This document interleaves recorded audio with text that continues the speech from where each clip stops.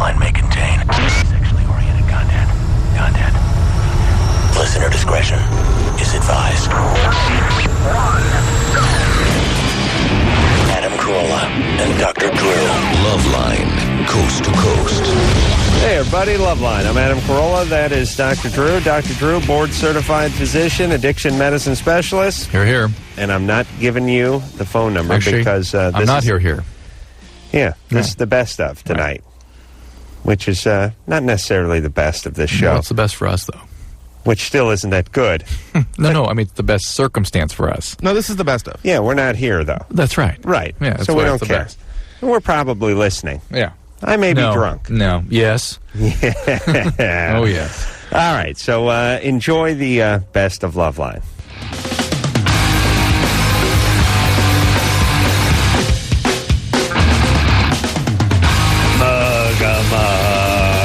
Mug. Is this system over down? I think it is, yeah. I'm going to come out with a Lebanese hard rock band based on my experience at Zanku Chicken. Play it again. Here's my band. So, All right, now I'm just rocking. All you see is the rotisserie chicken turning and the shawarma thing turning. Oh, wait, Anderson's got a better one for my Lebanese rock band. Yeah. Again, all you see up on stage is the gyro thing turning around. The lamb. And the lamb, yeah. And now the curtains, the lights start to heat up. And this song is hot Lebanese rock song. It's called No, You Can't Have That. And it goes like this. No, you cannot have. No, you cannot have. No, you cannot have.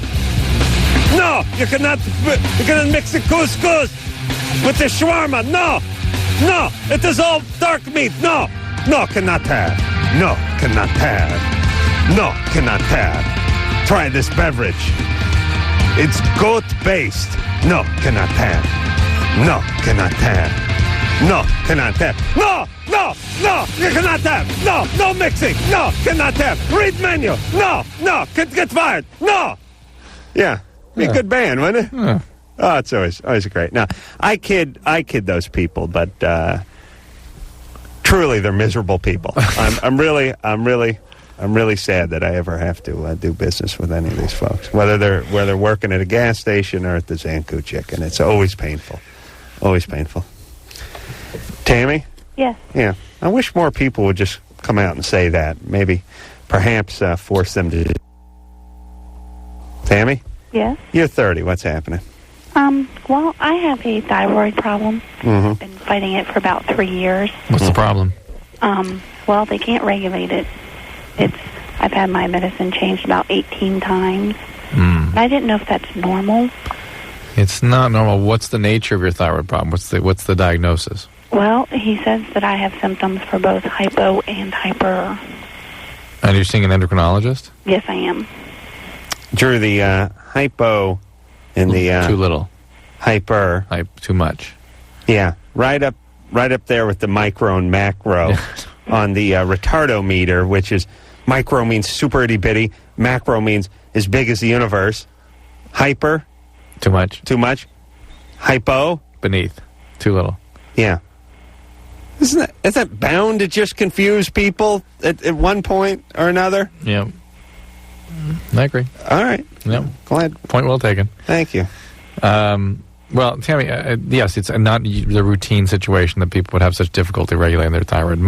There are proteins circulating in your blood that help sort of regulate the way in which thyroid is made available to your body, and then your body converts the T4 to T3, and so there's sort of these systems in place that you sunk my battleship that help the body sort of create what it needs out of what you're supplementing by mouth. Why you're having such difficulty getting regulated, I don't know. Some people are very sensitive to the oral thyroid medication. Okay. So what's our next move? What are you taking right now? How much? Centauri, How much? I think it's 0.2 right now. 0.2. So you're taking a lot. Right. And naturally enough, you'd have symptoms of hyperthyroid. It's not uncommon. Are you doing drugs or drinking or anything? No. Because that sometimes confounds, at least in my world, that's what often confounds it. At point 2, naturally enough, you'd feel hyperthyroid because that's a lot of thyroid supplementation. But I bet what he's telling you is that your TSH is still kind of high, which means your body's not suppressed by the thyroid. So you got to keep working on it. Yeah. You know where good people eat food from, Drew? Japanese. Eat food from? Yeah. Because they're so appreciative. Went over eating sushi tonight. When you walk in, hey! Hey, Shinoshi! Hey! Ciao! Ding dong day! It's great. You sit next to the sushi bar and you break wind. Hey! Every time you order something, hey! It really makes you feel like eating. Yeah, it's like, this is great. Gary? Yeah. You're 17? Yeah. What's up? I just want to know, how can you tell if someone's addicted to some weed? Well, if you can't stop. It's very simple.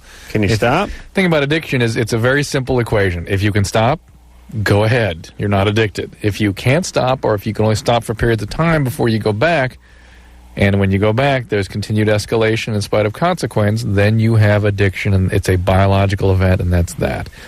With weed, you can kind of tell if it's something that's a really, really important part of your life. People that are addicted to weed love the stuff. They absolutely love it. And that's because it has a different biological effect on the brain for you all that become addicted. Do you love it? Yeah, it's pretty good. How long have you been smoking for? Since I was in 8th grade. All right, so there you go. What is that, about 3-4 years now? Yeah. But yeah, just recently it's been last 3 months, it's been almost every week. Well, usually, weed addiction takes off right away. It's almost immediate, and it's going to stop working. That's probably why you've sort of stepped it up a little bit. You start getting depressed and start getting forgetful, and when you're someone who relied on weed as a way of making life manageable and dealing with your feelings, and all of a sudden you're feeling awful and it's not working anymore, you smoke a lot more. And then it gets a lot worse. The feelings get even more intense, and you have to get help at that point. 1 in 5 admissions to chemical dependency units in this country now for marijuana. 1 in 5? Yeah. Yeah, what would that have been 20 years ago? Probably less than 1 in 10, I bet you. If that. Oh, yeah. Yeah. I would guess. Maggie? Yeah? Hi. Yeah. Okay, my question is, should I get back together with my ex-boyfriend? How old are you? I'm almost 13. Oh. I was going to say, what happened to her when she was 12? Something happened to this girl when she was 12. Yeah. I'll tell you what happened to her today. She turned 12. What grade are you in? I'm in 7th. 7th grade. Hey, God bless you. Good for you. Good for you. I always like that answer for adults, How old are you, sweet pea? I'm 10 and a half. Good for you. Good for you. It's like, thanks. I didn't die. Fantastic. What? Good for you, baby. Tell me about this boyfriend before you broke up with him. Why'd you break up? How long had you been with him? Well, I was with him for about a couple weeks, and then he's really sweet and all, and then rumors started. He what? What happened with him? He was really sweet. Sweet, right? And then all these people started talking about rumors that he was dumping me, and my friend, he can actually hack into computers. So he did that, and he said that he did. And he said that thing, he hacked into his computer, and he said that my ex was just going out with me because he felt sorry for me or something like that. So I dumped him because of that, and so... Then you dumped him? Yeah. Because he dissed her. I see. He disrespected her. Right. How old is he? He said 43? No, he's about, 14? 14. What's he in the 9th grade? 9th grade. 9th grade. Yeah. All right, so Maggie, turn it down. I'm going to start singing. What would make you want to go back with this guy that didn't really like you in the first place? Usually when a girl says to a guy, oh, let's just be friends, or a guy says it to a girl, that means, usually they don't talk to each other anymore. But, he calls me, I call him, or something like that. And we, talk, we have conversations, and, he's, really sweet to me now.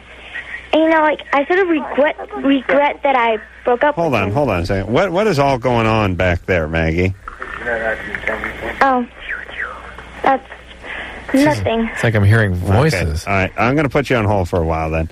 But Wow. he was really sweet. Oh, if you say nothing and I'm hearing like Dad talking and I'm hearing her friend on the other line. Whispering, and God. You know what's great about being 12, though, and a girl? Zero ability to lie. What's going on back there? Nothing. It's like your mind is just a blank Etch-a-Sketch when you're 12. You cannot even draw one line in it. You can't. You can't just say, "Going to turn the TV down." Nope. You freeze up. This is why possums get run over at night. The headlights hit them. Pow. Frozen. They freeze them in the street, run them right over. It's 12-year-olds do this. Maggie? Uh-huh. Oh, did she hang up? Jump ship. All right. Maggie? Her friend was on the other line. And I don't know who was in the background. But he was really sweet. All right. All right, here we go. Get back together. Alicia. Uh-huh. Alicia? Yes. 24? What's up? Oh, my God. You remember those days when people around school would find out you were breaking up before you did? Mm-hmm. Those are the good old days. Go ahead, You Alicia. me that? Oh. No, not you. There we go. I have a boyfriend, and we've been smoking heroin. Good times, good But he was times. really sweet. Yeah. And a lot of the times when we smoke it, like I used to throw up when I'd smoke it, and he still throws up to this day. And today he threw up blood when like there was blood in his throat, and was wondering if you guys might know what's causing that. Or Most likely that's something called a Mallory-Weiss tear, where the retching from the vomiting causes a tear in the esophagus. It's actually a quasi-medical emergency. He needs to go to the hospital about that. Really? Really? Yeah, because they can bleed to death really fast, and usually they don't. But I've done some world-class heaving in my life, Drew, and I've never torn anything. What is that? that's good genes. What is that? I mean, I've heaved like nothing. Yeah. Like I heaved so hard my goddamn toenail shot out of my mouth on about the 5th try. It was just nothing. But no tearing. No tearing. But the vomiting blood is an emergency generally, because it can keep going and you wouldn't know it. You can kind of bleed to death in your Well, can you stomach. try to vomit an hour later and see if some... No, Yeah, 'cause that's what I was going to ask. No, because it goes south. It starts heading down the other direction. It may not come up. But the other deal is he taking aspirin or anti-inflammatories, Motrin, anything like that? I don't think so. Because that'll cause... And if you're drinking a lot with this? No. Maybe you guys should stop smoking heroin. Yeah. That's actually... Well, that won't happen without treatment. Right. That's the thing about it. Well, I've been through a program, and we're actually going to try... we're going to stop. Good. You're going to stop? Yeah. All right. Great, That's but you got to deal with this bleeding tonight. If he gets black stools or burgundy stools, anything of that sort, he's got to go to the hospital. Okay. All right? Okay. Thanks All right. a lot. All right. Hey, take care. All right, you too. All right. Hey, Drew, do you remember when bar stools were big business? Yeah, but they were like stores. They were just bar stools and dinettes. Yeah.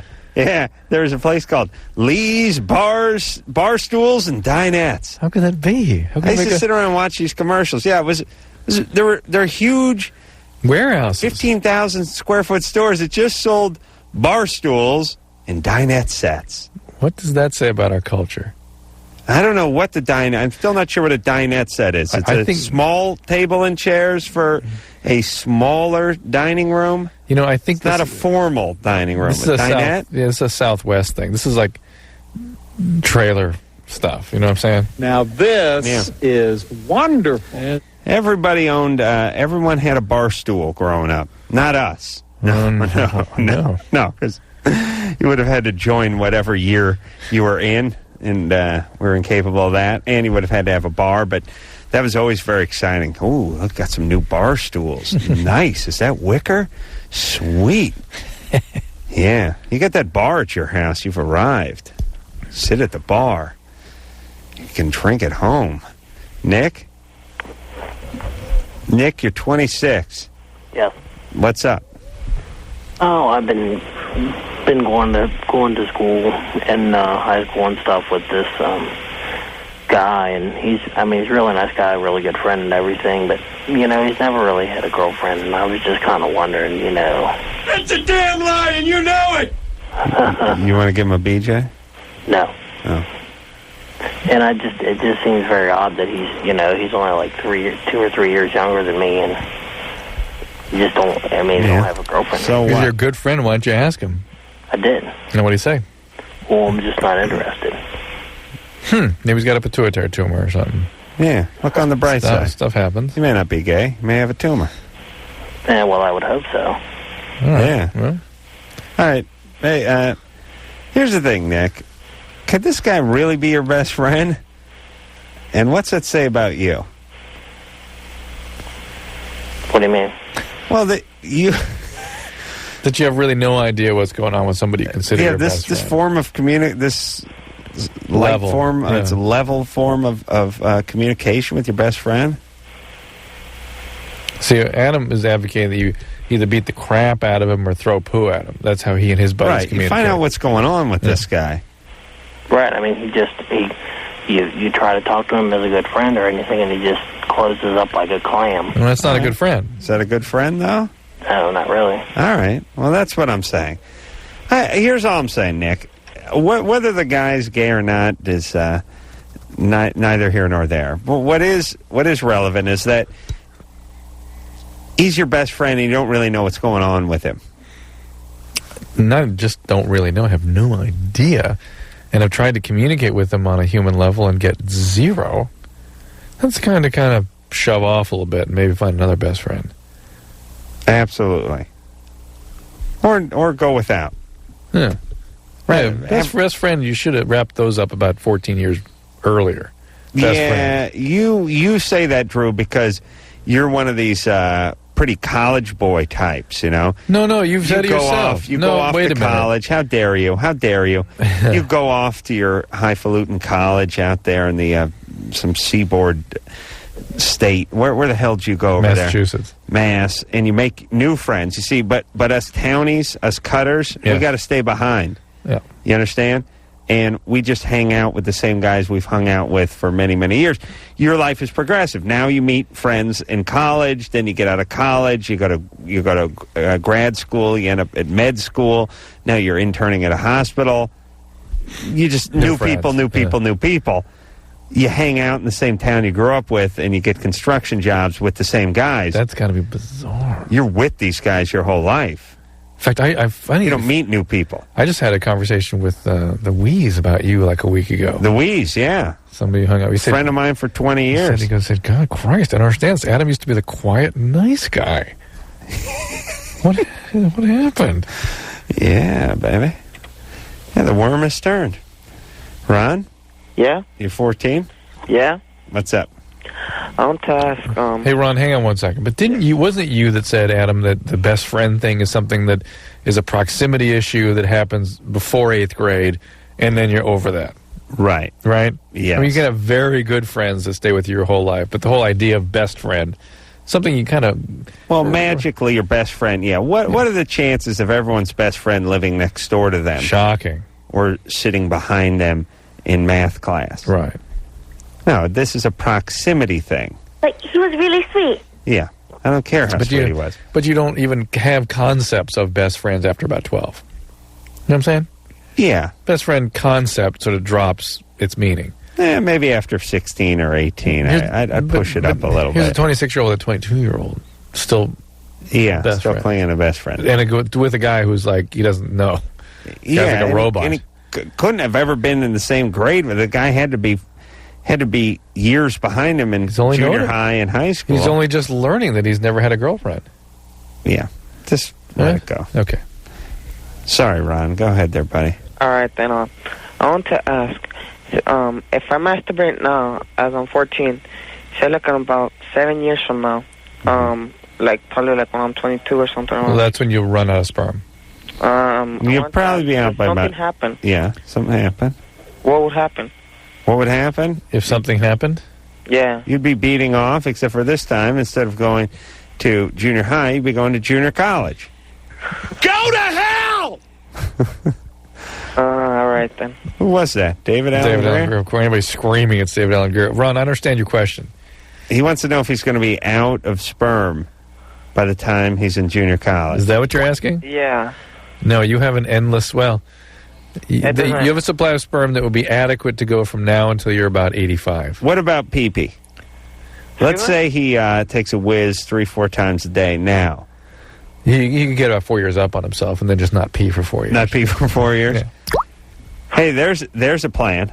All right. Ron? Yeah? Here's a plan. What? Drink a lot of liquids. Okay. And lots of tea, diet soda, regular soda, caffeinated stuff, coffee, like a beer, okay? And then urinate. You'll urinate constantly, okay? Yeah. And you'll urinate like 8-10 times a day for a year. Yeah. And you get up on yourself, as Drew says, and then you may not have to pee for like 3 years. But here's where the payoff comes. You're driving cross country. You ain't pulling over. You can go 3 days straight. You're going right by those rest stops. Laughing. Big thermos of coffee between your legs, laughing while everyone else is wetting themselves. Huh? Right. Yeah. All right, buddy? All right, then. Thanks. All right, then good times. Relax. Good times. You're fine. Good times. You're fine. All right, we'll take a quick break. We'll be right back. Hey, everybody. Loveline, I'm Adam Carolla. That is Dr. Drew over there. Here's Elizabeth, 17. Hi, I kind of have a little problem. All right. Okay, I have 2 problems. 2 problems, okay. Yeah. One is... Veal or... Okay. One is it smells like, it doesn't smell too fresh down there. Okay. And I don't know what to do about it. Are you sexually active? Yeah. All right, so that's an infection. And it's typically just a vaginal infection, but sometimes more serious kinds of STDs can create an odor, too. I don't think it's an STD. Why not? Because I've only been sexually active with 2 guys. Well, the first one I know for a fact he doesn't have anything, and the second one I've been with him for some time, and it's been smelling kind of like that for a while now before I got with him. Yeah, so it came from the first guy, probably. Well, no, I know for a fact he didn't have anything. How could you know that? Because he got out of prison. Why would a guy in prison, a prisoner, why would he have an STD, for goodness sake? No, listen. You know, hold on, Drew. I'll tell you why. First off, it takes all kinds. But secondly, this is what I really love about this show, because how old, Elizabeth, what are you, 16? 17. 17 years old. I was completely prepared for, he was a virgin. He's a year younger than I am, and I've known his parents. He's Mormon. Yeah. He's Jehovah's Witness, but I was completely caught off guard with the prison line, and it's a much more entertaining answer than virgin would have been. Get on your knees, scumbag! He says, because he showed me this little thing, this card that he got out of prison that shows like he's like clean and everything. Elizabeth, Right. that is, please. Buddy of his made it up at the print shop. Yeah, please. Well, I've been tested since then also, so... How were you tested? A doctor's office. What did they do? They stuck this stuff up me, this thing. You had a speculum exam? You had a pelvic exam? I don't know what exactly it was called, but my mom, she ordered it done, so... All right, hold on. Put Elizabeth on hold for a second, Drew. Hoo-wee. All right. A little state-to-state gambling here, since I am in Nevada.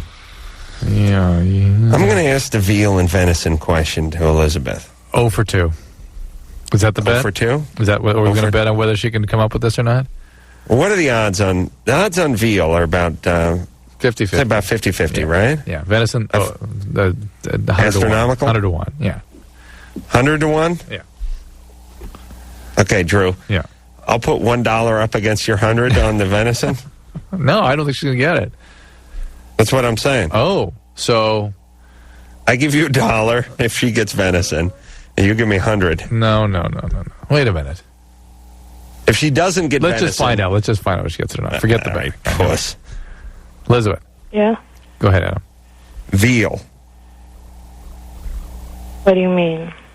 What kind of animal is that? Lamb. There you go. Okay. All right. Uh-huh. Now, venison.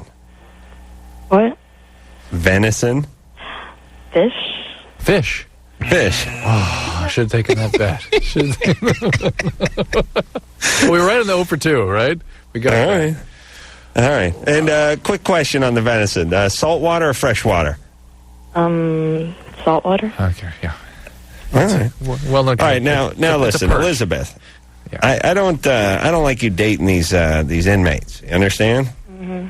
I worry about you a little bit, baby. Another thing is, there were periods of time before I even got sexually active where I really smelled bad. That's right. And some people, that is normal. For other people, it is an abnormal growth of bacteria or some protozoans.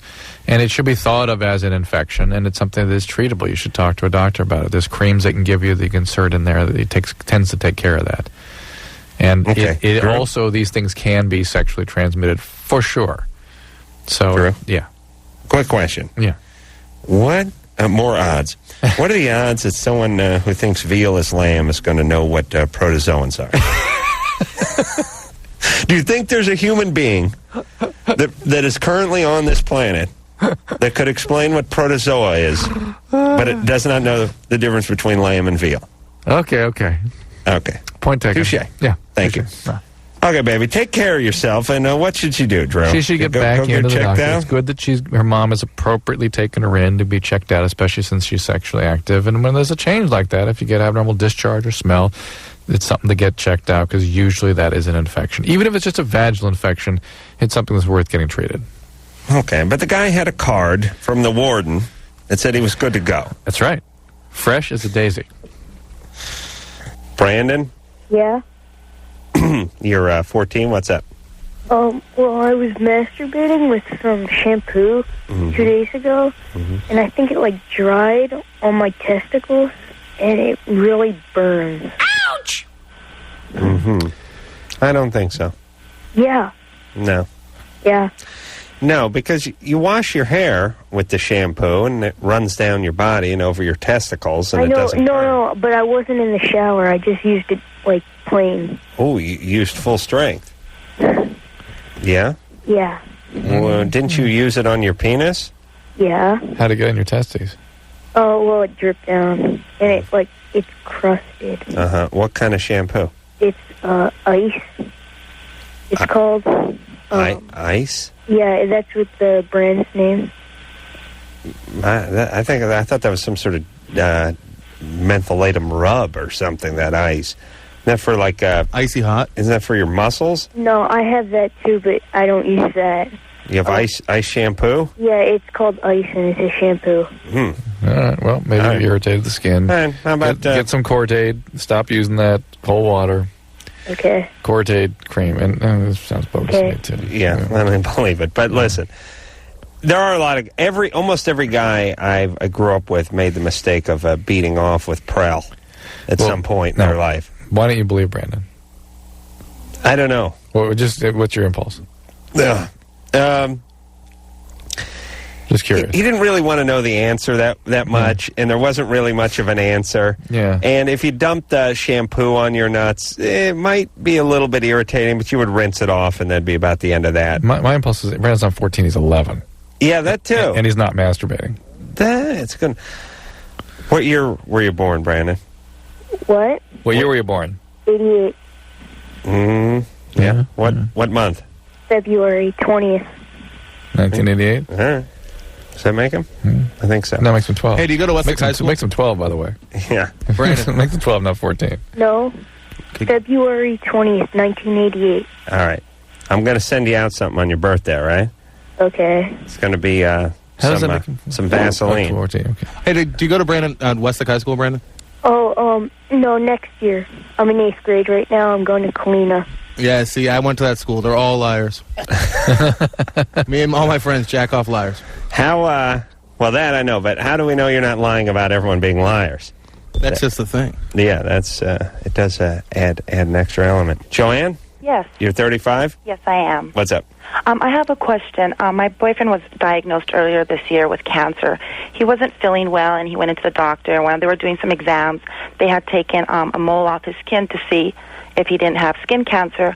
Well, it turned out on further examination, he has cancer, and he has what do you call them, tumors.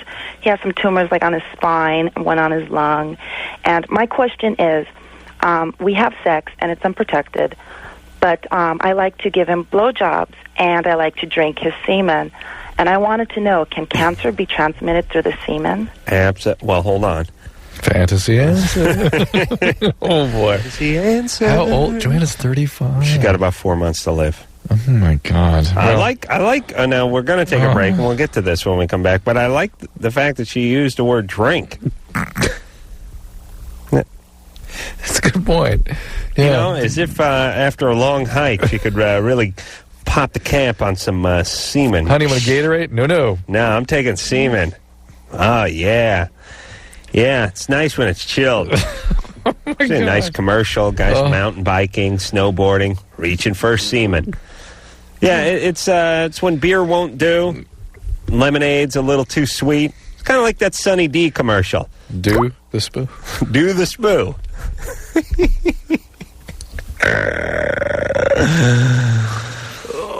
I like it, I like it in my coffee.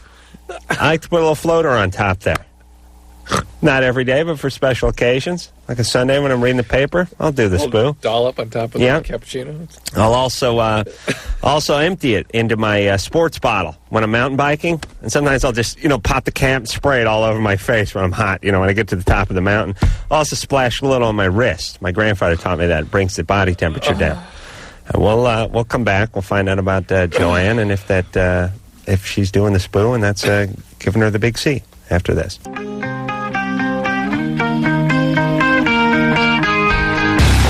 Yep, Loveline, everybody. I'm Adam. That's Drew. Phone number 1-800-LOVE-191. Now, when we left off, we're speaking to Joanne. She's 35. Her boyfriend has cancer, tragically. But you like to drink his semen. Well, yes. Well, I like to give head.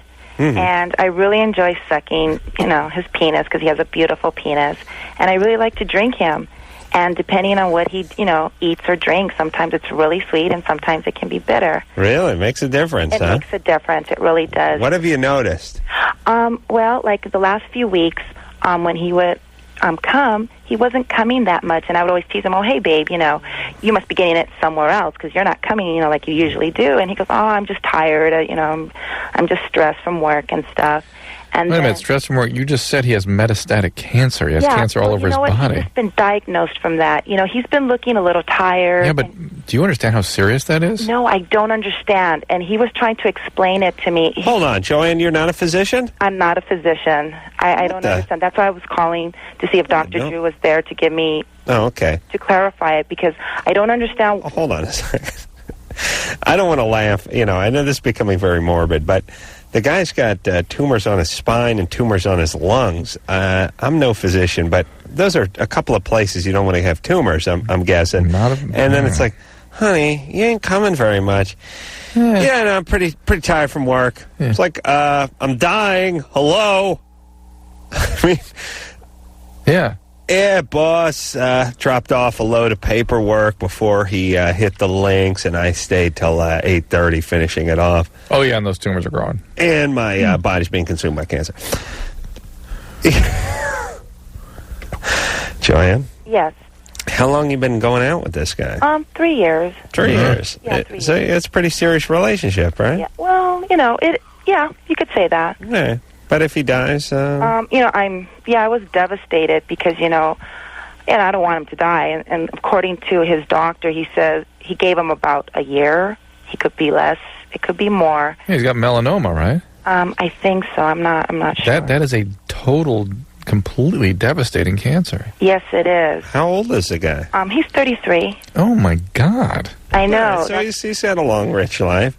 Yeah, but it makes me sad because, No more cum. Yeah, and that's what he says he really likes about me is that I give him good head. Right. And I wanted to know that because when we do have sex, it is unprotected. And maybe you can sue him. No, well... I mean, for cutting you off the semen, at 33 and a half, whenever he kicks off. That's not the point, but I wanted to also ask two things. All right, let's put the side. I can see why you're upset at him, though. I mean, yeah, I'm upset not because that he's not coming enough. That's the least of Well, it. like I said, that's probably just a work thing. They probably got to hire a temp or something. Hire a temp, I know. Oh, will you be my substitute? Yeah. What's what's he do for a living? He's a sheriff. Oh boy. Yeah. So I like our hours are pretty, Why doesn't he go out on disability? I think he's just going to work until he feels tired, and then he's going to do that. Because I haven't really talked to him about it, because it's just like he just shocked me a few nights ago with it, and I didn't know what to say. And I had talked to one of my cousins, and she was saying that he should go, get disability and just retire and just relax and live out whatever he has left instead of working himself, because he's a workaholic. Yeah. Don't be surprised if about 8 months from now you hear a gunshot from upstairs and a kaplunk. Yeah. Do you know what I'm saying? Yeah, a lot of things have been crossing my mind. Yeah. But I was, more concerned because, he has just been recently diagnosed with it. Right, all right. We've been having sex, and I just wanted to know, was that transmittable or not? No, cancer is not a contagious disease. Oh, okay. All right. And then lastly, can I still continue having sex with him? Yeah, until he gets tired until and he he's can't perform? moribund, yeah. As long as he wants to. Well. All right, baby. And even after he's expired, I think there's a window there. It's about 36 hours. 36 hours, and it'd still be hard? Yeah, I think... I don't mean to be morbid. No, I know. But listen, life's for the living. You know what I'm saying? Right, I know. And I was just a little freaked out because... What does Joanne do for a living? Just please. I'm guessing she works with kids or the elderly. Actually, no. I do billing Caltech. for a sewing machine company. I knew it. That was going to be my third. It was children, the elderly, or billing for a singer. I work in the accounting department. Okay, baby. All right. Well, good times. Okay. And you won't get cancer from a little semen. Yeah. Okay. He's I was fine. just wondering because I didn't know if I should go to my doctor and get some a full semen? exam and. No. You're fine, keep baby. doing the do. Whew. Tell you, stiff upper lip. But is that like? Is she in denial, or is she a sociopath? She's not a sociopath. She's on a lunar mission of some type. Well, you know how kids don't know what's going on? Like when you're like 6 and Grandpa dies and you go, Grandpa had to go away for a while, and you're like, oh, where'd Grandpa go? He went away, and then you show them something shiny, and they're like, Right. This is that. Yeah, I think it's like... So primitive. Honey, I'm 33, and I'm... body's riddled with cancer, and I probably won't make it to 34, but you can have my badge. Ooh! Shiny. Donuts. I can see myself. Can I drink some semen? Right? That's where she's at? Wow. Jesus Christ. If my old lady gave me that attitude when I was dying with cancer, put a bullet in her head right before I went down. There's no way I could live with that. Mary Poppins. You get cancer's eating away at your spine and lungs, and she's worried about her health. Well, all right. Hey, I've said it before. It takes all kinds. Takes all kinds. We're hearing from them all tonight. Okay, it's all going to be good. Good times. Eddie. 28. Eddie. Hello. Hello. Yeah, this is Kenny. Kenny. Yeah, how you guys doing? Good. You on speakerphone? Yeah, I'm in the hospital. And I'm on an ECU unit, environmental control unit. And it's the only way I have to talk to you guys right now. All right. My hands don't work, so I can't pick up a phone. I'm a quadriplegic now. Why? I'm from the valley, too. Oh, boy. Some dude slammed into me from behind. He's in a Suburban. I'm in a Porsche. And he rolled my car over. My car flipped over. I got a broken neck, C5, C6. Went to Holy Cross Hospital, DOA. They revived me. I was only 5 minutes away from the hospital. And they revived me, brought me back to life. I was on a respirator. I had people coming from all over the place, come to see me, all people I grew up with. And I woke up out of a coma, and a girl was there, and it was somebody I grew up with, like since I was young. And we just developed this love relationship.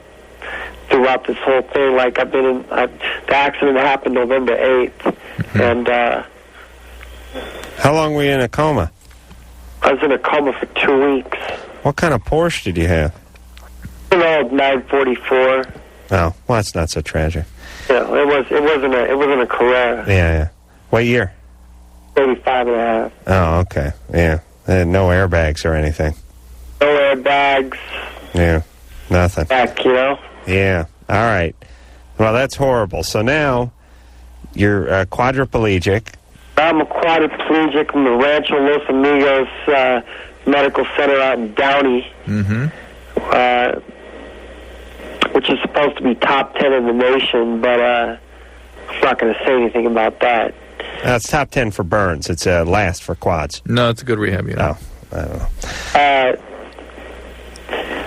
So what's the question, Eddie? Well, my name is Kenny, and the question is, over the past 6 months, my girl has been by my side.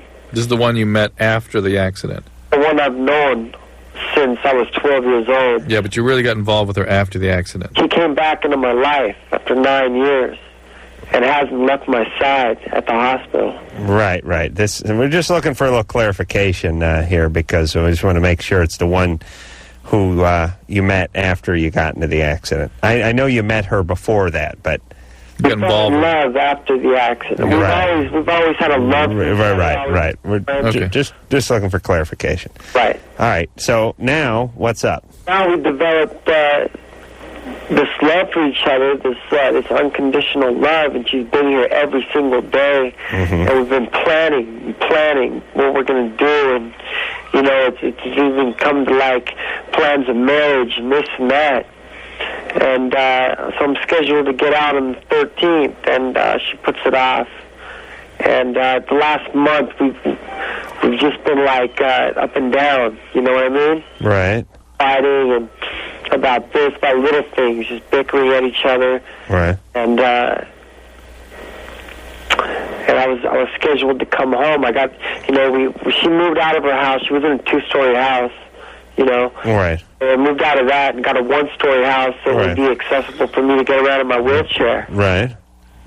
And when I went there on Easter, the doors are like 23 inches wide. Yeah, 32 is code. You know what I mean? Yeah. Backing out, I mean, but she's been there with me this whole time. All right, but now she's backing out. So what? Get away from her. She has been there for me. All right, what can we do for you now? She's backing out, and she's telling me that she just can't deal with it. Now, that's my house, and my mom died of cancer last year. My dad's drunk all the time. My sister takes care of my dad. Where am I going to end up now? I got Medi-Cal insurance covered. Like, I got $2 million in medical bills already. Well, what about the guy who hit you? Did he have insurance? Yeah, he had a $25,000 plan. Oof. And if I go after him personally, my attorney's saying that he'll just file bankruptcy. And what about you? Did you have insurance? My insurance just had gotten canceled. And because I sent in a late payment, and they canceled my insurance. Shocking. I had some low budget. I'm not going to say any names. All right. Well, listen. Here's the deal. And this is a lot for a woman to handle. Yeah. Being in love with a quadriplegic guy. Oh, yeah, absolutely. And I'm sorry to hear that she's had a change of heart, or at least apparently has had a change of heart. But in a way, you can't blame her.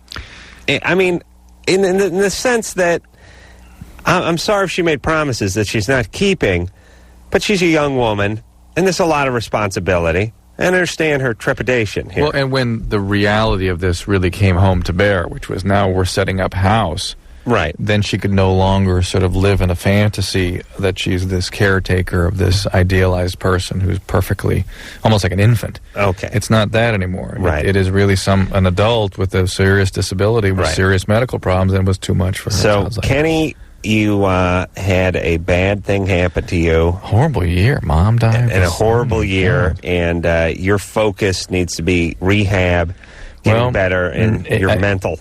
Yeah, mental health for sure, but it sounds like he may end up in a nursing home if he doesn't have somebody to take care of him with him.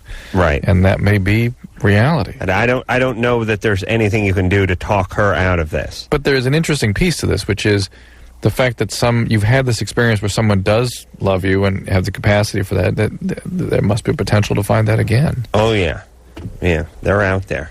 I mean, I've not met any, but they're out there. We'll take a break. We'll be back. There you go, Loveline. I'm Adam Carolla. It's Dr. Drew.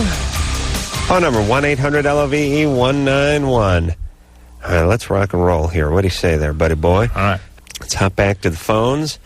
Speak to Winston, who's 17. Winston? Hey. Hey. How you guys doing? Good. You guys are great. Thanks. I was just wondering if you had any tips or how to do it, really. Well, I kind of know, but... Making pot brownies? Yeah.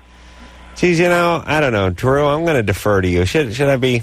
I'm not really an expert. I know there's a way of cooking pots, so you get the THC into the butter. Is that right? And then you use the butter to make the brownies. Oh, is that right? Yeah, that's the high-class way to do it. Yeah, that's how we were doing it. Interesting. Well, see, you know as much as I do then. All right. But I'm never sure how much... I don't know how much pot. I never made them. I just ate them. I didn't know that's how they were made. That's interesting. Well, you see, the low-rent way of making them is just sprinkling the weed. Mix it in. That's what I thought. Right into the stuff. The well, that was like the old school way of doing it. But I don't know when it changed. Probably when pot became so goddamn strong, all you had to do was walk in the room where there was pot around. Yeah, somebody figured it out in the later 70s, early 80s. They would cook it, apparently, and I don't know how you do this. You take some buds and you just take some butter and you melt a cube of butter in a pan and you cook the THC out of the bud, and then the butter collects all the THC and then you use the butter for cooking. I don't know. And then what about the bud? Is that useless? Knowing Heshers, they smoke that too. You want a butter bud, dude? They pop it. Probably could get a break on like a quarter ounce of butter bud. They pop it. They throw it in with the Orville Redenbacher in the microwave. Yeah, I don't know.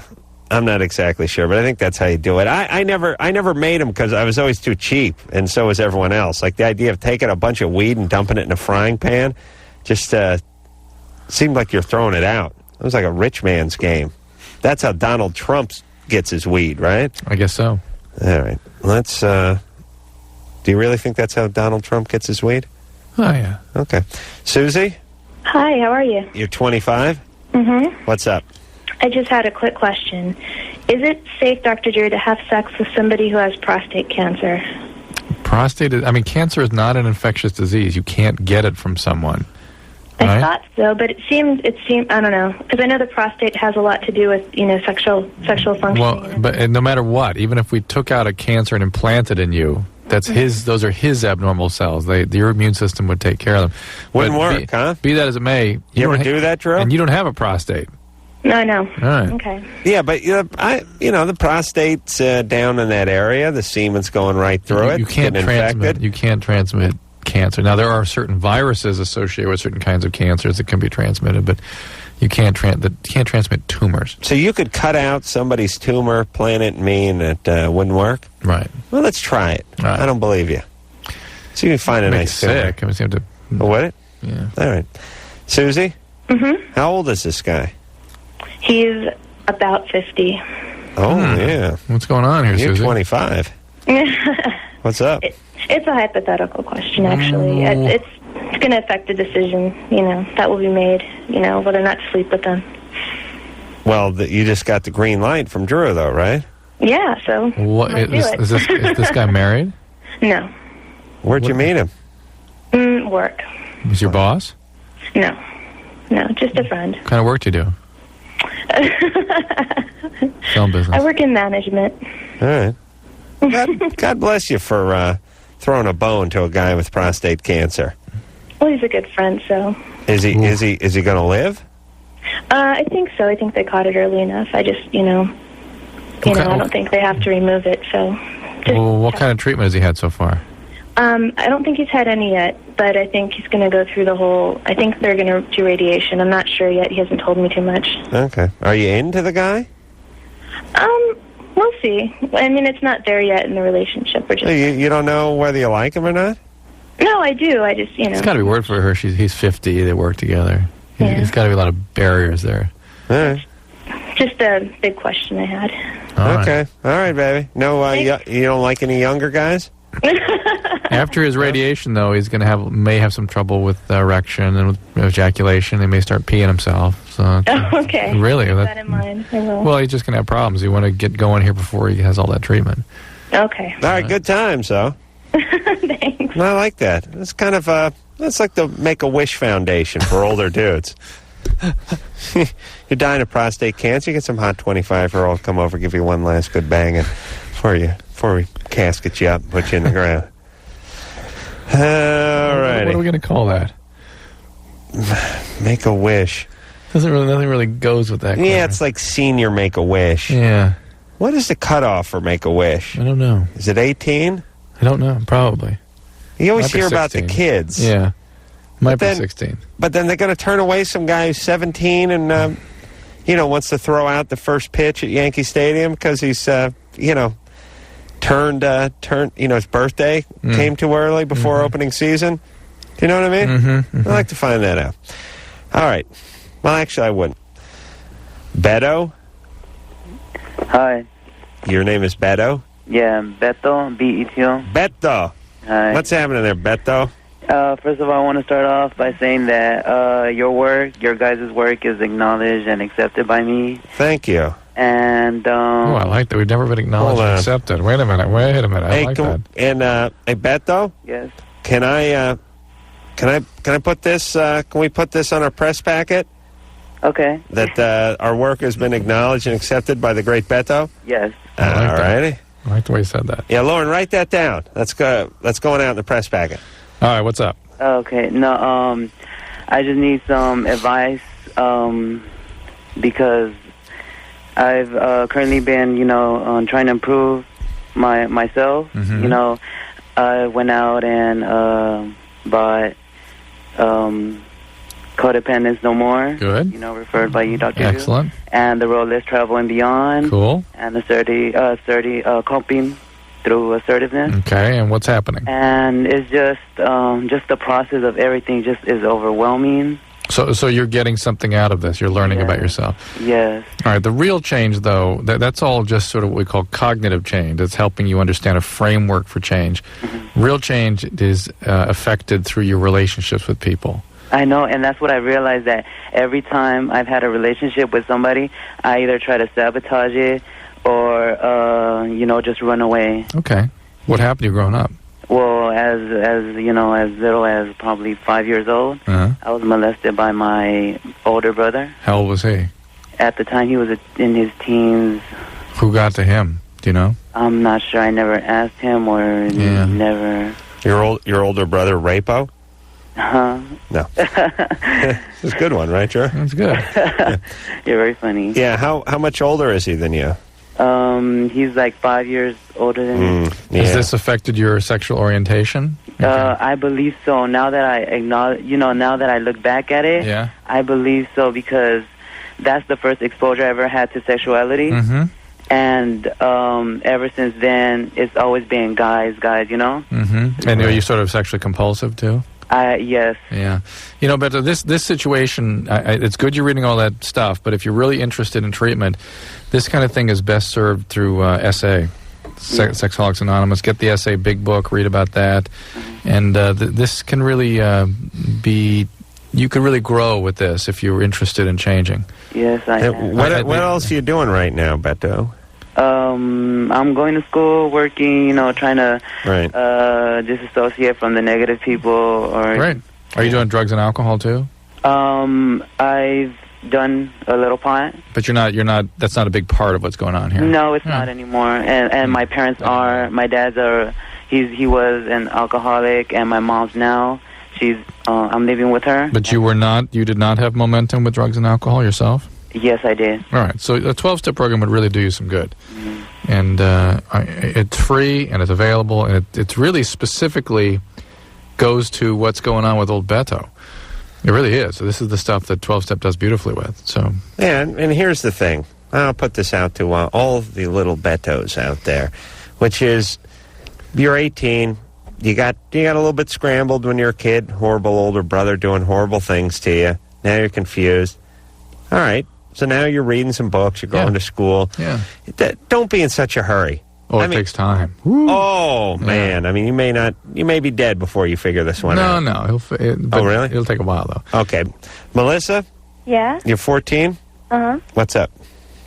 Nothing really. Well, like, I gave head to my stepbrother. Perfectly normal, perfectly healthy. How long has he been your stepbrother? Let me think. Since I was in 5th grade. Mm-hmm. It's like 5 years. All right. What? 5 years. What are you in the 9th grade now? No, 8th. 8th grade. Okay. And like, when I'm around him, I feel really weird. Yeah. I can understand that. How long ago did you give him the BJ? Like 2 months ago. 2 months ago. How old is he? 13. Son of a bitch. He's got his older stepsister giving him a BJ. Were you into him before you became stepbrother and stepsister? What?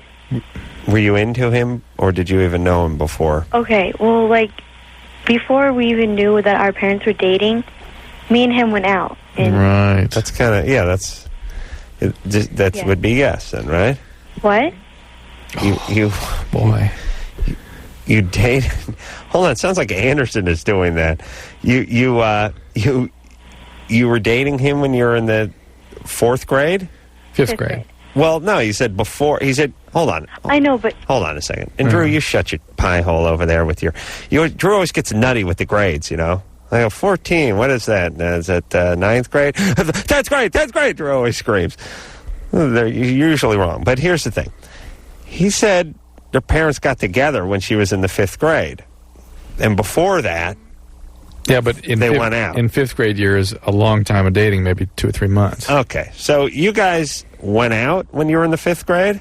Yeah, it was before they got married and before we even knew they were going out. Or they hung out, you know. Did you kiss him or something? Yeah. And you liked him then? Yeah. Did your parents know about that? No. But then you stopped going out with him. Yeah, because our parents got married, and so it was like, weird. Weird, and now, okay, and now. That is weird. And now you've been able to sort of maintain that boundary, but then you've blown through it, as it were. Kristen, Hello? what can we do for you? What's up? I was wondering, how come sometimes, like, when you take a dump, like, some of it will sink and some of it will float?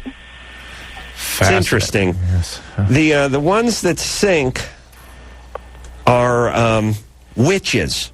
No. The ones that float are witches, and the ones that sink are mortals. Right, Drew? That's Is that right. how it works? That's right. And the ones that float, you must burn at the cross. That's right. Because they're witches. Right. Drew, the others why take is care of I just themselves. wanted to all do the same thing. Well, it probably has something to do with the density and the fat content. The fat? Fat, yes. Fat, not all fat is absorbed. Some of it gets through, and So fat which floats. ones sink and which ones float? The more dense, less fat sink. The less dense, more fat float. So what happens if you have both in there? At one sitting, so to speak? Yeah. Very Well, you got talented. a real dilemma. You're You got a talented. serious dilemma then. You've got to decide. Because you can commit. only save one, right, Drew? That's right. This is it's a dilemma. It's like if both your children fell in a lake and they were drowning. You could only save one, because I look at my bowel movements as my children. Sophie's choice. Kristen, why are you asking this? Well, because... Has her boyfriend told her to? No. Why? Huh? Why? Well, because I was just wondering, like, in my science class, my teacher actually was, like, making a joke, and he said that if it stings, you have cancer, but I think he was making fun of me, so I was just wondering if it was true. He's making fun of you. No, he wasn't. Hold on. Speaking of stink, I smell junior college here. Adam, No. Don't you have 2 questions for her? Yeah. Veal and venison. What kind of meat is that? Veal's baby cow. Oh. Right? Venison. Yes, and And venison. Venice is in Italy. Write that down. Venice is in Italy. Thank you. Okay. Drew just spit coffee out of his nose all over the board at him. Drew, did coffee come out of your nose? Yes. Oh, my God. It's all over Yes. his shirt. Oh, my God. Oh, that was the best answer of the night. I love that. Venice is in Italy. I'll tell you, Drew, let me tell you something I learned from doing this show. It takes all kinds. It does, sir. It does. Thank you for enlightening me as such. Whew. Are you all right? Huh? They're yelling at me. What? Drew, did any get on your ascot or sport coat? They're yelling at me to pick. I must look like a total mess. They're yelling at me to get Kleenex and stuff. All right, let's move on. Here we go. All right. This is now Charlie, who's 28. Charlie. Oh, hi. I don't really have a question. I just have a comment for Adam. You made a comment earlier that you said that all strippers are dumb. I've been a stripper for 3 years, and I'm not claiming to be the smartest person in the world, but I fancy myself very intelligent, and I'm graduating college in a month and a half. Whoa! Where is Bin Laden? See, I don't know a lot about politics. Okay, but let me ask this. Why does it always have to be the thing that makes somebody smart is politics? That's pretty much the only thing, or one of the things that I really don't know a lot about. What kind of animal is veal? It's baby cows. Mm-hmm. And venison. What kind of animal is that? Is what? Venison. 5 seconds.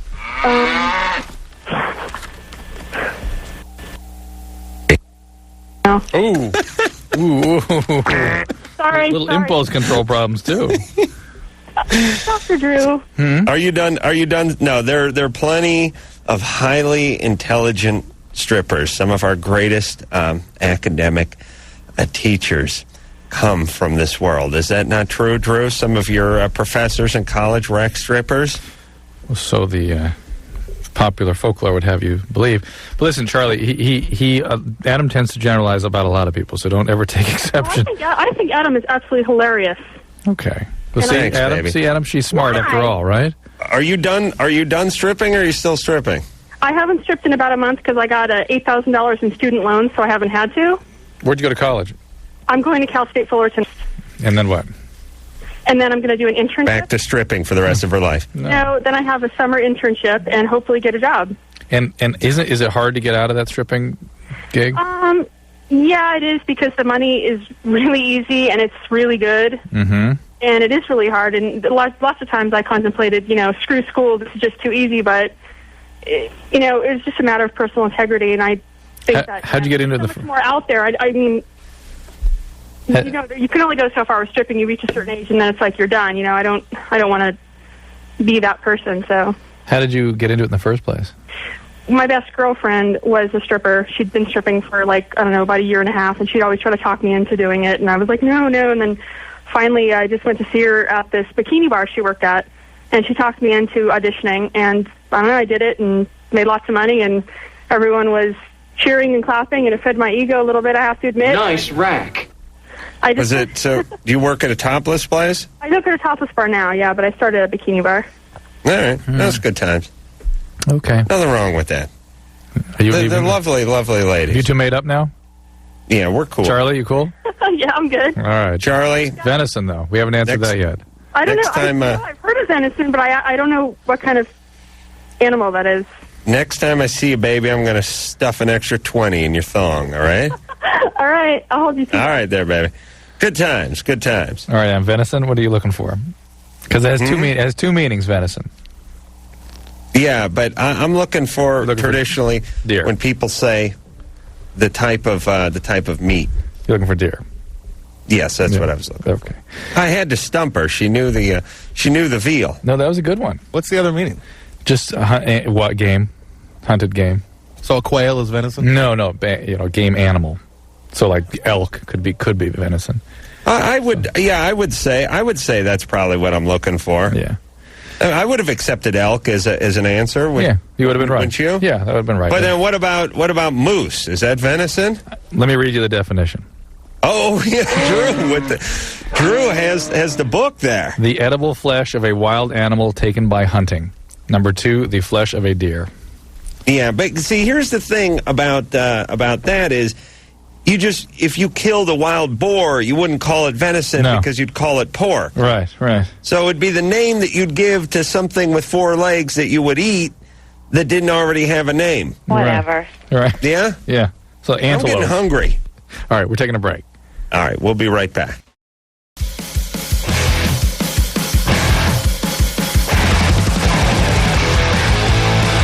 hey, hey, hey. What's with the jump roping, dude? I was trying to skip some rope in there. I was trying to show the chicks how to skip rope. Crazy. Yeah. I heard, though, you took your shoe off. There's a little action on your toenails. Yeah. It's funny how life works, isn't it, Drew? That you have bright red toenail polish on. Well, first off, it's pink. Okay? All right. All right. Fuchsia, okay. So let's just start from there. Okay. I did a bit for the Man Show yesterday where I went to one of those day spas and got a look at what all the ladies were wasting the money on. Right. Yeah. Part of the comedy bit was I got my toenails done up in pink, just on one foot. And since we were kind of moving and had what they call a hard out, I just left it alone and kept going with it. Okay. Now, I don't have any nail polish remover. And you know me, Drew. I'm a lazy guy. No. Yeah. This nail polish may be on there for quite some time. Maybe this is the reason the guys don't do stuff to their nails. It's never going to happen a second time. I couldn't imagine investing 1/10 of the time that any woman I've ever been with has invested on her nails. Yeah. This becomes a pastime. This would cut into my beating off, Drew. Oh, and now, God forbid, heartbreak. Heartbreak. No, hey, listen. I will not compromise. Heather? Yes. 24. Yes. What's up? Me and my husband are wondering the best position to get pregnant in. Wheelbarrow. The one in which he ejaculates. So, him sitting in the car listening to Loveline and me laying down in bed naked is not going to work. No. No. All right. Well, I did say the one that lets you ejaculate. So yeah. He has to ejaculate inside you. Yeah, it's got to be in you. Yeah. You can't do it on the floor mat of the car and then go ahead and funnel it. He's addicted to Loveline. Wow, that's good. All right. Well, we love you guys. Well, hold on now, baby. Oh. Don't go away. I ain't going to let that crazy cackle get off the line. She laughs like Arnold from Happy Days. All right, now. All right, babe. Now, how's it going over there? Pretty good. You guys want to have kids? Yeah. Do you have any? You have some from a previous relationship? I have a Shocking! Shocking! How old? 10? Huh? He's 10? 10. Shocking. Drew, how is it that I knew with that crazy laugh I don't know. there had to be another I don't know. kid? But let me scrape you off the floor. All right. Yep. And now, how's it going? What's your husband? You've got to make her laugh some more. Don't put pressure on me, Drew. I don't respond to that. What's your husband doing for a living? What is she doing? What's he doing for what? Well, I thought you were in bed at home. You're at work. I'm at home. I'm out in the car. Oh. We're listening to Loveline. What are you doing there? What's going on? What do you mean, what's going on? Oh, the wind's blowing. Oh, interesting. We're out in Minnesota sitting in the car listening to Loveline. Okay. Like we do every night. You guys, you don't have a house? Yeah, we have a house. Yeah. But we live in the basement part, and we don't get you in quite good. Oh, wait a minute. Are you telling me that you go out to the car for reception and conception? Just to hear Loveline. Now, the only station that doesn't come in good in the basement, man. Thank you. Let me ask you this. What? Is someone else living in the house, or do you just have really low self-esteem? We have a run of the whole house. Right. Oh, okay. But yet you choose to live in the basement? Well, it's a half basement, half attic. Yeah. No. I'll see if I could trick her. Yeah. Made her laugh, though. It's I like like that. built into a hill. So half of it's underground, technically, if a tornado came, okay? We'd be safe. But we have a whole back... the whole back of the house is like doors and patios, just like a normal house. Okay, baby. Well, so, God bless you two for going out in the car. Yeah. And, we love listening. you guys. Yeah. Thank Very you. entertaining. Yeah. We need to get you a radio that you can put upstairs. Yeah. It's just different in brick houses, man. If you lived out here, you'd know. Yeah, I know that And brick. the rockin' station is the only station we cannot get. All right, we just yeah. get all that junk. Yeah, it's rough. Out here, I get every goddamn Mexican and religious station there is. We don't get any Spanish. Aye! Don't worry, baby. You will. You will soon, because they're moving that way. All right. Just like them killer bees from Africa. They're making their way. Yeah, sure. All right. Yeah, right there, We'll sure. freeze them out. All right, listen. It's true. They'll hit those Mexicans with a blast of cold air and send them back to the border. That's what we should have done, Drew. All right, Heather, you're, I don't know what her question was. Just have sex in the car, right? Right. Or whatever. Or whatever. Together. They need to have sex together. That's right. At the same time. Need to be in the same room. Ricky. Hey, what's up? You're 23. Yeah, I'm 23. My question is, for me personally, I want to know what kind of steps I can take to get back to some kind of normalcy in my relationships, in the sense that, I don't know if you would call it a fetish or what, but it seems like I can only really get turned on with a girl now whenever I know that she's down or when she's willing to pretty much get it on with another guy for me. And I mean, it's not like I'm gay or something. I think it's just disgusting if some guy were to try anything with me. But how often does this happen that you're actually able to convince somebody to do this? It's happened more often in the past. I just graduated. How many times? From college recently. How many times? I'd say at least 15. Oh my God.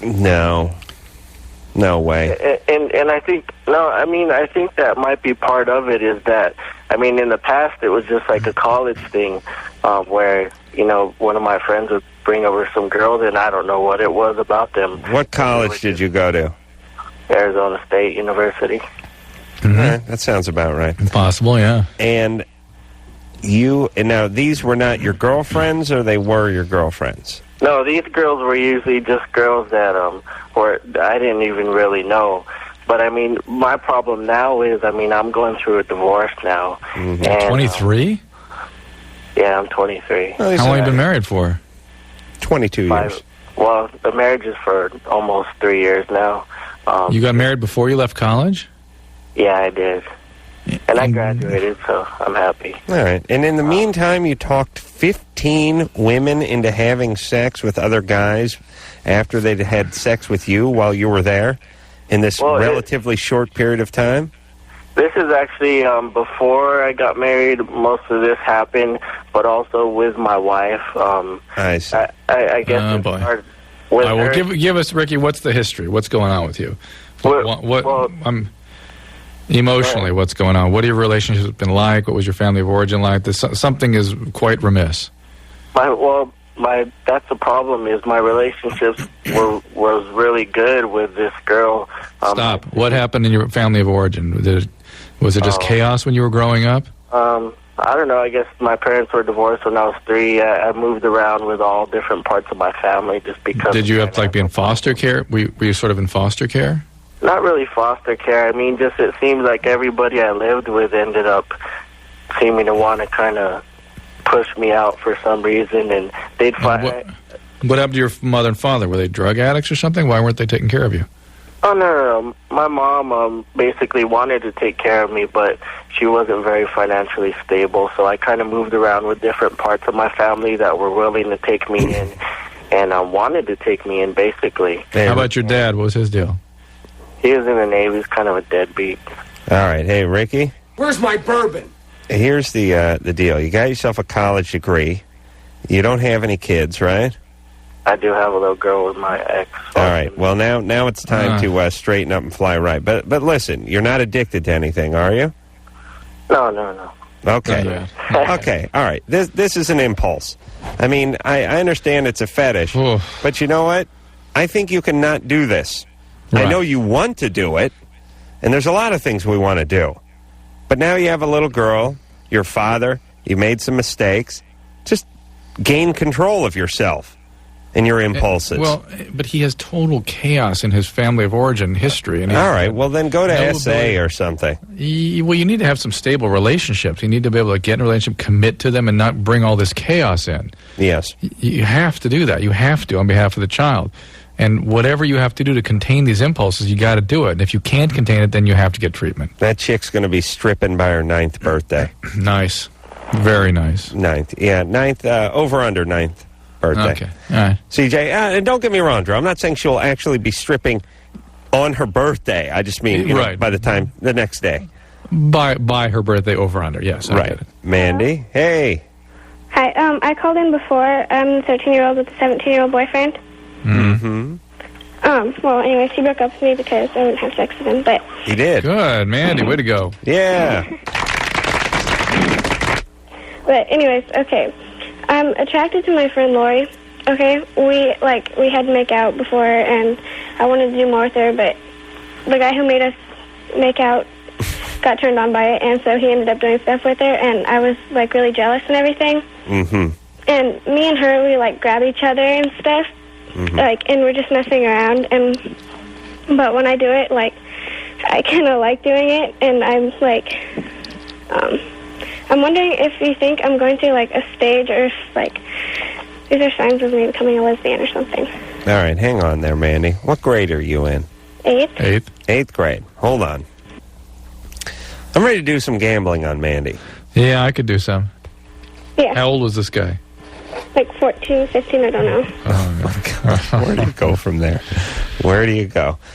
All right. On the other hand, she had a 17-year-old boyfriend who she didn't have sex with. Right. Because he was pushing her. I got a thing. What do you got? Go ahead. I'm going to give her, like, parents sort of unable to manage kids, and she's being raised by her grandparents. Parents, like, not really drug addicts, just deadbeats. Yeah. Isn't that true with half the women named Mandy? Yeah. They're being raised by people other than their own parents? It's a good bet, right? Yeah. Okay. So you're saying, like, sort of just simple neglect. Yeah. Abandonment. Straight out. Yeah. I was going with the sort of attention thing, too. I'm going to go with that. I'm going to go with no sexual abuse. Daddy took off and is not a criminal, just not interested. Where's Mom? Taking care of her? Yeah, she's around. Right. Dad moved out of state, probably to Florida somewhere. She would still be kind of latchkey at that point because Mom would have to support it and all. And just he kept up with her for a couple of Christmases, but she hasn't heard from him in a while. All right, Mandy. Yeah. What's the situation at home? Well, my dad is here, but... Aha! But he's an alcoholic, and he seems like he would live in a different state, because he doesn't really talk to me that much. Yes, when I said state, I didn't mean geographically. I mean state of being, state of mind. Right, of course, of course. And what about Mom? She's here. Yeah, what's she like? She's, I don't know. Were you ever physically or sexually, were you ever abused in any way? Yeah. By whom? Yeah. My mom and my dad. What kind of abuse? Physical abuse? Yeah. No sexual abuse? Well, I was violated by, kind of, like, not raped or anything, just, like... Who? By a couple of guys. A couple of guys? You had told us last time. Not at the same time. Last time you told us you were a virgin and never had sex before. No, I know. I haven't been, like, raped or anything, but, like, some guys have done some other things to me. Okay. Like what? Like, against my will. All right. Like what? Oh, diddle, Drew. How long ago? It's like 2 months. Now, we're thinking more when you were younger. So your dad and mom used to beat on you a little bit? Yeah. All right. And by the way, sexual assault is just like rape. It's the same idea. You should report that. Yeah, just because they didn't complete their mission doesn't mean it wasn't a crime. Okay? Okay. All right. Mandy's lost interest. Yeah, because God forbid we're getting to the core issues here. Mandy's lost interest in her own question. But, here's the deal. She feels like she may be bisexual. Tell you the truth, I'd rather see Mandy end up being gay than cranking out 6 kids by her 19th birthday. Good point there. On the other hand, she sounds horribly confused. Just confused. That's all she is. Confused. Man, just put the brakes on. No boyfriends, no girlfriends. Just get a couple more years under your belt. You're 13, baby. Slow down. Yeah. All that abuse is going to make you just a great target for people like the ones you've encountered a couple months ago who did whatever they did to you. We'll take ourselves a little break. We'll be right back.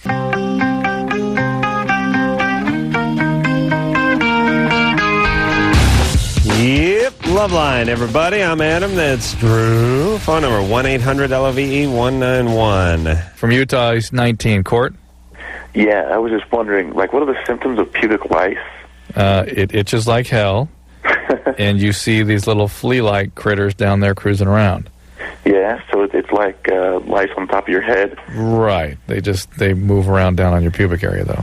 Now, how different are the crabs and lice? Different organisms. Yeah, they are. Yeah. Oh. Well, how would you get it? Like, how would you acquire it? Usually by having sex with someone who has it. Is that the only way? It's pretty. No. It's pretty contagious. Easy to get if you got a roommate who gets it or something like that. That's true. Okay, cool. Why? You got a girlfriend who has it? Yeah, she might. Well, what have you got? What do you have? Hold on. This Cordy's a real smooth customer. Hey, what do you want with what? Yeah, she might. Possible. Of course. So your girlfriend got it, and you want to know whether she's cheating or not. No, I know she's not. Mm-hmm. Well, then why do you want to know how you get it? I want to know, how to get rid of it, actually. Well, that's not what you asked. You asked, how do you get it? Well, I was just wondering, how do you get it? How do you get rid of it? Like I said, this Court, he's silky smooth.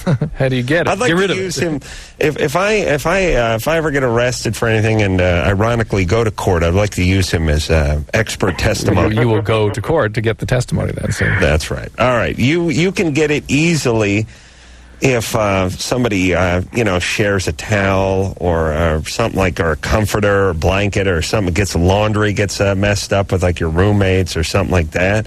And you get rid of it by getting that special shampoo, There's right? Lindane and Quell and all kinds of stuff you can use now. So, I'll tell you what. You see the lice? No, I haven't looked. Okay, what are you experiencing? Itching like hell. Down there? Yeah. Right there? Yeah. And no rash? No rash. All right, it's probably that. All right, and Drew. Yeah. Let me say this. I use crab shampoo on the pubes anyway. Oh, even really? though I don't have it. Yeah, I like it that much. To keep it feeling fresh and clean? Mm-hmm. Yeah, that's nice. Well, after a hard night at the strip club like you have, Mr. Carolla. You got to play it safe, That's yeah. right. It leaves my pubes manageable. Soft and manageable. Oh, my God. Drew, you ever have flyaway pube? Oh, sure. Who hasn't? Split pube ends? Split, yes. And by the way, Drew, what happened to that? What happened to that? What happened to split ends? What happened to that? I spent my entire young life hearing about split ends. Yeah. I heard about how to avoid them and what products. Well, part of that was, Adam, we squash them. We lived in a time when everybody had to have long hair. So you grew your hair unnaturally long until it split. Is that what happened? Oh, yeah. Yeah. A lot of discussion about split ends that I don't seem to hear anymore. That's because you cut it off now before that happens. All right. Well, anyway, the Quell leaves my pubes soft and manageable. Nice. All right. Hey, good times. Good times. We're going to switch gears a little bit, take Wade, who's 18. Wade. Hey, how you doing, Dr. Drew and Adam? Wade. How you doing there, Wade? I have a concern that I've had for a while. Dr. Drew, are you familiar with a man named Mike Nyland from Healing Tree Services? Healing Tree? Yeah. No. I used to be in a group home, and I went to, also, it was Healing Tree. It's sex addicts, juvenile treatment. Wade, what's up? What can we do for you tonight? I like when Drew gets weird, by the way. I'm not getting weird. I just don't know where we're going with this. I get the picture. Now, where are we going? I was just illustrating how long I've been dealing with this, and I have these lusts of things that I consider to be pretty just unnatural. And I told the screener that I've had encounters, like when I was 8 years old, I performed fellatio on a dog. And now, when I think about a woman doing sexual things with animals, it it really seems to do it for me when I masturbate. And it's crazy. I don't understand why it's like this. How's your sexual compulsivity otherwise? Were you able to contain your impulses? No, not really. Were you sexually abused when you were growing up? Not that I'm aware of. I've been asked that a lot. So somebody suspects that. Yeah. Yeah. Well, like when the guy's blowing Rover, you gotta expect that something may be up, right? Something at 8, especially. Were you severely neglected growing up? My parents divorced when I was 7.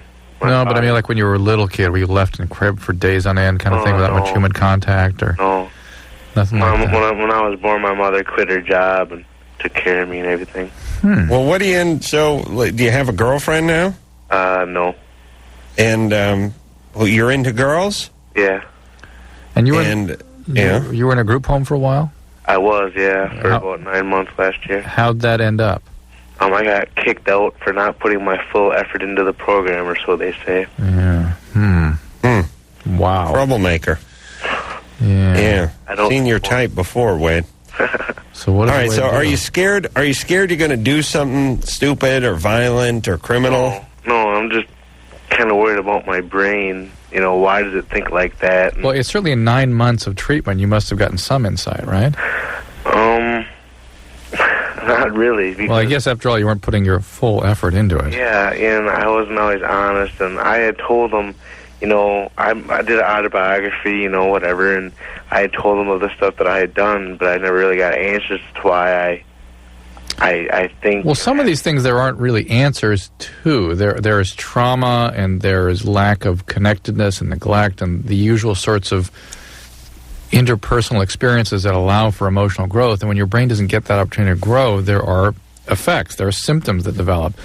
People get panic attacks, and they feel empty and worthless, and they get addictions. And sometimes if there are some traumas interspersed in there and severe neglect, there are sexual compulsions, and the compulsions can be rather weird if there's attachment problems early on in life. All right, but Drew, what about the wild card weirdo factor? I mean, isn't a certain percentage... Hold your ears, Wade. Isn't a certain percentage of humanity just sort of that way for no good reason? And in fact, most of the people that are that way for a good reason. But there's a small percentage that is just that way for no good reason. You're absolutely right. That in fact, it's been the fashion in mental health to be thinking in terms of genetic biology as the reason people are however they are. That the environment has maybe very less than we thought. Now the pendulum's sort of swinging back. And as you're pointing out, it's probably both. Probably some people are genetically this way and some people are environmental. And in this show we've talked about this a lot, right? We talk about homosexuality being sometimes environmental, sometimes genetic. We talk about alcoholism. We talk about other stuff, right? Yeah, but I would say the deviant or bizarre sexuality is something that's mostly always environmental. Somebody molested you or screwed with you somehow. Mostly, yeah. But once in a while, somebody's just into watching chicks getting nailed by mules, and that's it. Or maybe he had some weird virus when he was a kid and no one picked it up, and it did something to his brain. Right. Integration. He got ringworm from the dog. Yeah, good times. Okay, well, listen. Yeah. Here's what... Okay, well, look. Wade doesn't sound... Wade doesn't sound violent. He doesn't sound like he's going to hurt anybody or himself, but he doesn't like these thoughts that are in his head, and I think Wade needs to just get some therapy. Well, Wade. Hey, Wade. Yeah. You need to get back into the residential programs, right? I mean, that's where you have been told you need to be. That's where you need to engage in treatment. That's where you can get the most out of it. How about getting back now that you're ready to do some work? Yeah. All right? Yeah, I think and you give 110% this time. That's right. Okay, shall we take a break? Let's do, please. We'll be right back.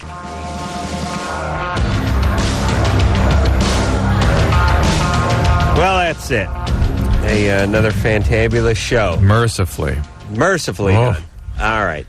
So, until next time, this is Adam Carolla for Dr. Drew saying mahalo. I'm going to say something amazingly profound right now. Blah, blah, blah. Millionaire. Blah, blah, blah, blah, blah. Millionaire.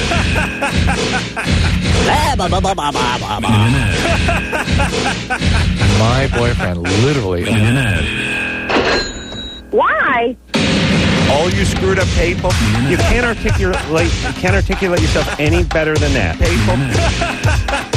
I did some gay porn with my mother who I had sex with. Oh, come on. Oh, no. Yeah, a little yeasty on the peckaroo, peckaroo. All right, I'm giving you oral sex start now. I just got done whacking off to my mom. Mommy? The world is your oyster. I mean, because that's all the world is. Drew is so jealous of my peckaroo. I'm the smartest of all the blue-collar guys, and I'm stupid. The point is if I can do it, anyone can do it. My boyfriend is literally a millionaire. Yeah. This has been Loveline. The opinions expressed on this show are not necessarily those of the staff, management, sponsors, or this station. The producer for Loveline is Ann Wilkins Ingold. Loveline is a presentation of Westwood One Entertainment.